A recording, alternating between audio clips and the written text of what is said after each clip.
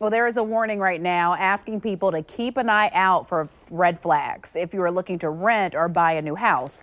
Moving scams increased 200% last year, and they're expected to continue this summer, which is traditionally that busy moving season. So joining me now to discuss this, the president of the Better Business Bureau, to talk about what we're seeing here locally, also other ways that we all can protect ourselves. You know, this is one of those things, you're trusting someone with your most prized possessions, you know, basically everything you own, so you want to get it right. That's exactly right, and sometimes it's difficult to do that. You really have to do your homework.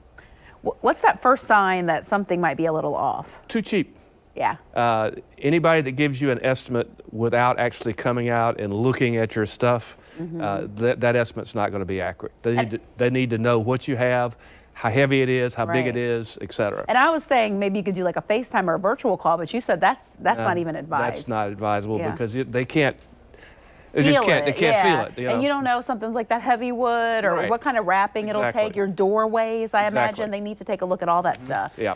So they really need to go out there and look at it. Right. And so one example that you all gave was someone paid a $100 deposit and then it didn't ever really come to fruition. Yeah, they were probably dealing with a moving broker, so he just took their $100 and never did anything else. So should you not be doing deposits for this type of work?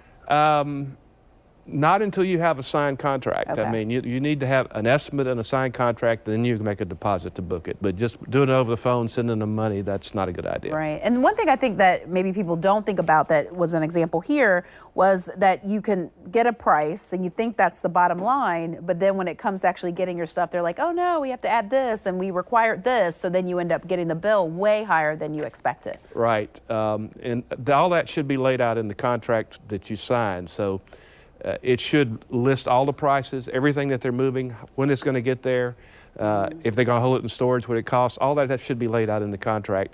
And the only reason you should have additional fees when the delivery is if there were services that you added after the fact that weren't included in the original estimate, or if they're trying to scam you by saying, okay, you need to owe us extra money because of this, and it wasn't, that's going to be a scam. And there's legal protections against that. Against that, yeah. Okay, so we're looking at price. Anything else? They should be licensed, I'm assuming? Oh, yeah. And it depends on whether it's an intrastate or an interstate move as to where the licensing is. If it's intrastate, it's Florida Department of Agriculture and Consumer Services.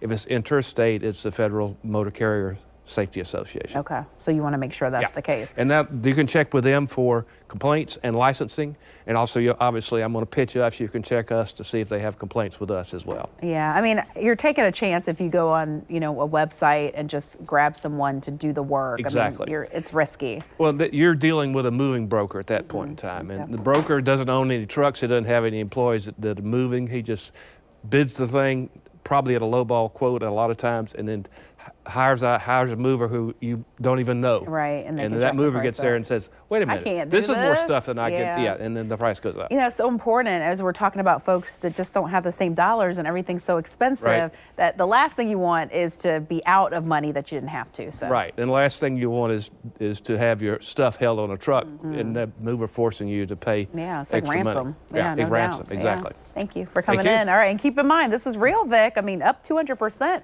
definitely something to think of. Back to you.